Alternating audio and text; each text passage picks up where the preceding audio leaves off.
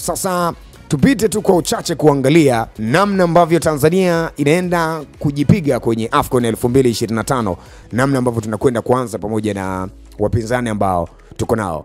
Nikukumbusha, katika nyakati zote ambazo Tanzania tumeshiriki AFCON, hatujawahi kuvuka hatua ya makundi. Hii AFCON ambayo inakuja, unadhani tunaweza tukafika wapi? Yani mbali wapi? Kwa kikosi hiki ambacho kimeitwa, maingizo mapya ya wachezaji wengi ambao tuko nao, unadhani tunaweza tukafika wapi? Sasa tutazame kundi la Tanzania. Tanzania yuko kundi C kwenye finali za mataifa ya Afrika, ikiwa ni pamoja na Nigeria, Tanzania mwenyewe, Tunisia pamoja na Uganda. Kwa Mtanzania mwenzangu utakuwa umekwisha kuelewa hapa tunaenda na nani. Na huko hakuna home and away. Moko. Inapigwa moja tu. Umeona bana.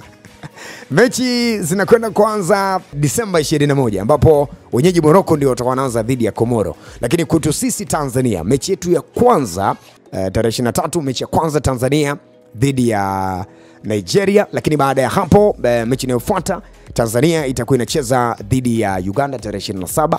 Kwa tunaanza na Victor Osimhen, halafu tunakuja kukabiliana na Steven Dese Mukwala. Baada ya hapo mechi inayofuata ya Tanzania itakuwa ni tarehe 30, tutacheza dhidi ya Tunisia, ambayo ndio itakuwa ni mechi ya mwisho. Baada ya hapo tutakuwa tunatafuta namna kwenda round of 16. Unaona tunaenda